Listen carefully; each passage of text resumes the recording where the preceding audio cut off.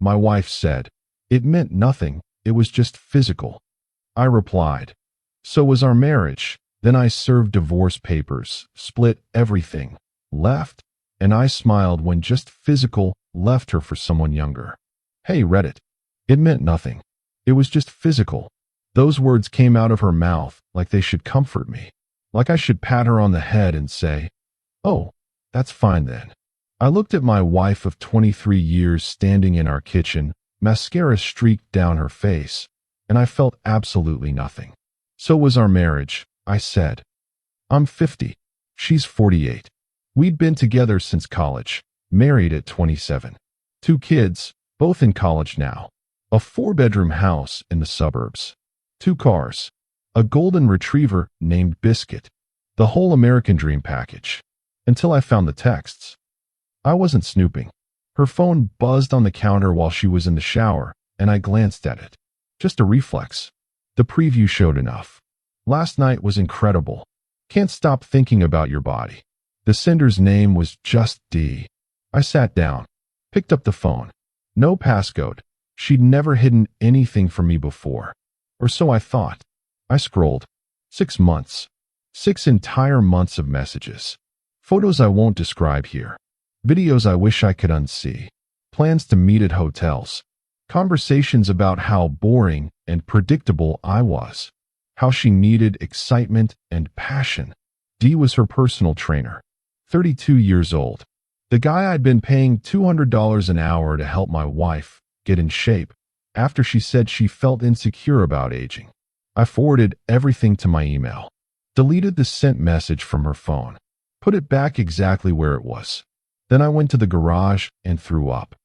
I didn't confront her that night. Or the next day. I spent a week acting completely normal while I consulted with the best divorce attorney in town.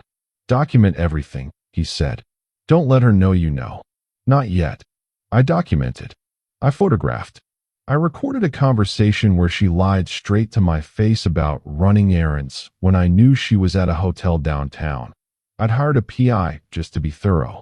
When I finally had everything lined up, I waited for the perfect moment. It came on a Saturday morning. She'd just come back from what she claimed was a yoga class. Her hair was wet. She smelled like hotel soap. Hey, can we talk? I asked, pouring coffee like nothing was wrong. Sure, babe. She smiled at me. Actually smiled. I slid the folder across the kitchen island. She opened it. Her face went white. What? Where did you get these? Your phone. 6 months ago. I've been preparing.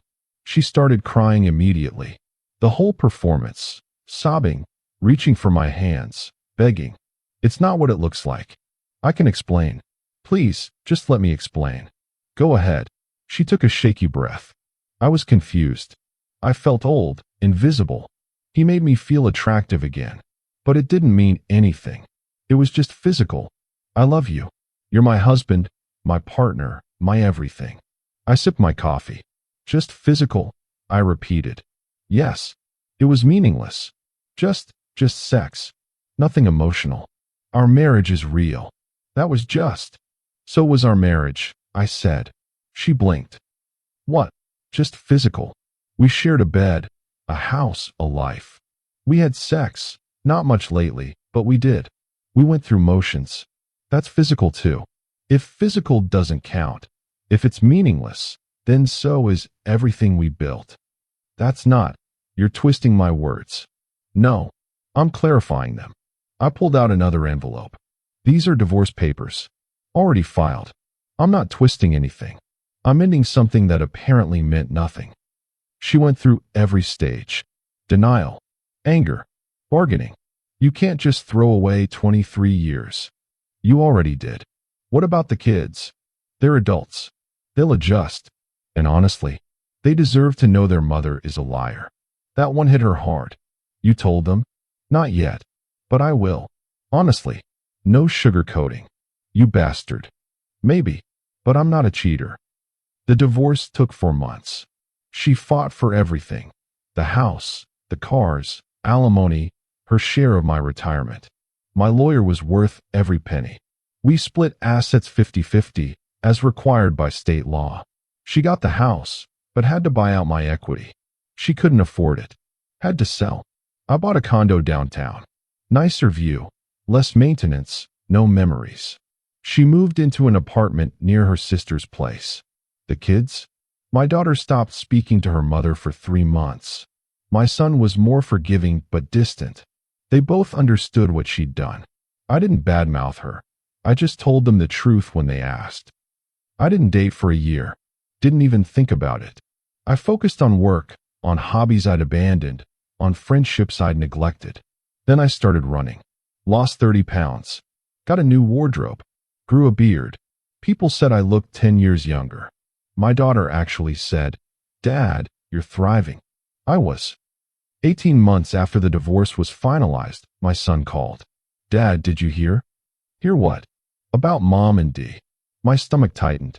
"What about them?" "He dumped her. Apparently he's engaged now. To some 26-year-old influencer." I was silent. "Dad?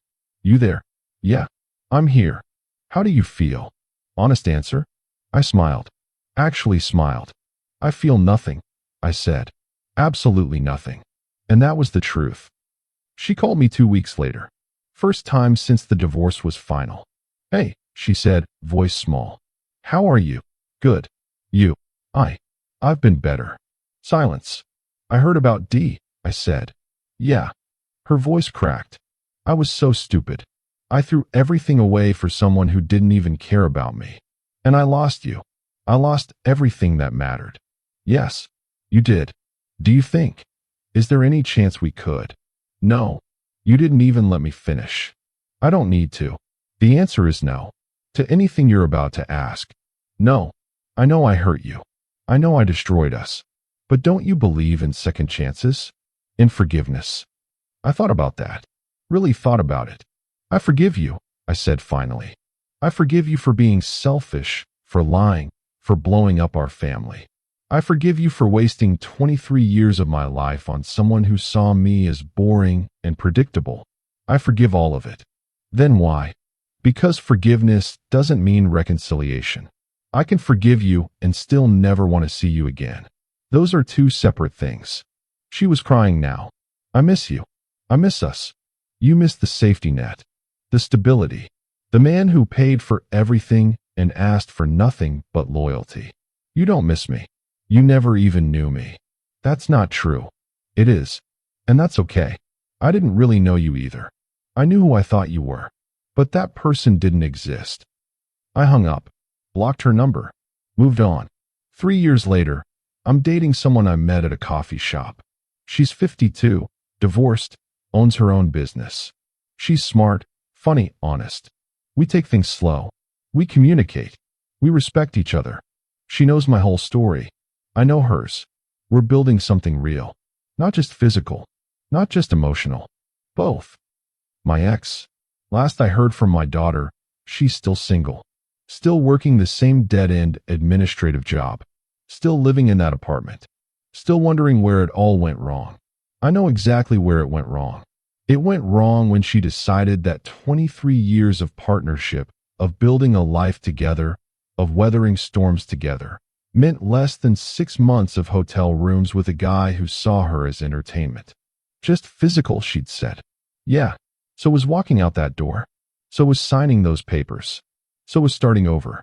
And so was the smile on my face when I heard he left her. Because karma? Karma is very, very physical.